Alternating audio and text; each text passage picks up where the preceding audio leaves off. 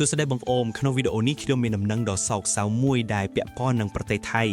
គឺករណីដ៏សាហាវខខៅដែលទាហានថៃឈុតខ្មៅមួយក្រុមបានឆាប់រំលោភនារីខ្មែរ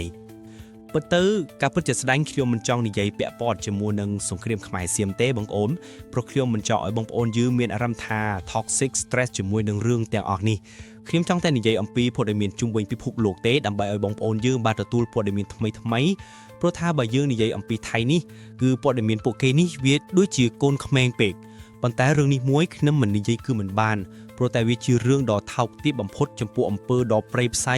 ចំពោះជាតិសាសន៍មួយនេះរឿងនេះដែលបានកើតឡើងកាលពីយប់ថ្ងៃទី15វិច្ឆិកាឆ្នាំ2025មានពលករខ្មែរ13នាក់បានព្យាយាមឆ្លងដែនពីថៃត្រឡប់មកកម្មវិធីវិញពេលនោះពួកគេត្រូវបានក្រុមទាហានថៃស្លៀកពាក់ឈុតខ្មៅប្រហែល7នាក់ខាត់ខុនធ្វើទារុណកម្មនិងវាយដំអ្វីដែលខុសគឺបំផុតនោះគឺពួកគេបានចាប់រំលោភក្មេងស្រីម្នាក់ដែលមានអាយុទើបតែ18ឆ្នាំមិនត្រឹមតែប៉ុណ្ណោះក្រុមទាហានថៃនោះថែមទាំងបានប្លន់យកលុយកាក់និងទូរស័ព្ទរបស់ពលករយើងទាំងអស់រួចទើបដោះលែងឲ្យពួកគេត្រឡប់មកវិញ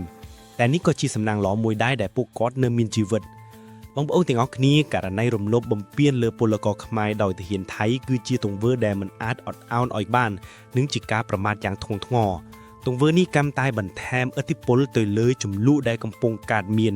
នេះក៏ជាហេតុផលដែលរដ្ឋាភិបាលបានអំពាវនាវឲ្យពលករខ្មែរពិចារណាត្រឡប់មកស្រុកវិញប្រសិនបើមានអារម្មណ៍ថាមិនមានសុវត្ថិភាពបងប្អូនក្នុងនាមខ្ញុំជាកូនខ្មែរមួយរូបខ្ញុំពិតជាឈឺចាប់នឹងអាណិតបងអូនស្រីខ្លាំងណាស់ក្នុងករណីមួយនេះ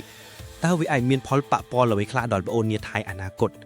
អញ្ចឹងមិនថាណាបងប្អូនទោះយើងក្រលំបាកយ៉ាងម៉េចក៏ដោយសូមចិត្តតែមួយទេកុំនឿធ្វើការលើទឹកដីមួយនេះអីបងប្អូនគ្មានសុវត្ថិភាពទេមិនខ្វះប្រទេសដទៃទេដែលយើងអាចទៅធ្វើការផ្សេងពីប្រទេសមួយនេះបានខ្ញុំមិនមែនមានន័យថាដោយសារតែយើងមានជំលក់ជាមួយគ្នាទើបមិនចង់ឲ្យធ្វើទេ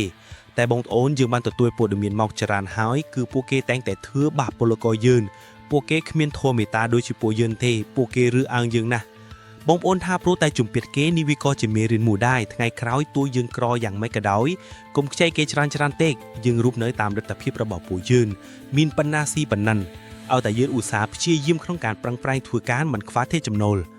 បងប្អូនថាការនៅក្នុងស្រុកខ្មែរគឺពិបាករកខ្ញុំសូមដល់យោបល់គឺថាបើសិនជាបងប្អូនពិបាកក្នុងការរកការងារយើងអាចក្រឡេកមកមើលការចិញ្ចឹមសត្វដូចជាមាន់ទាជ្រូកបង្កងត្រីជាដើមមើលវាមិនខ្វះទេទីផ្សារឲ្យតែយើងមានគំនិតក្នុងការធ្វើឬក៏បងប្អូនអាចក្រឡេកមកមើលវិស័យធ្វើវីដេអូ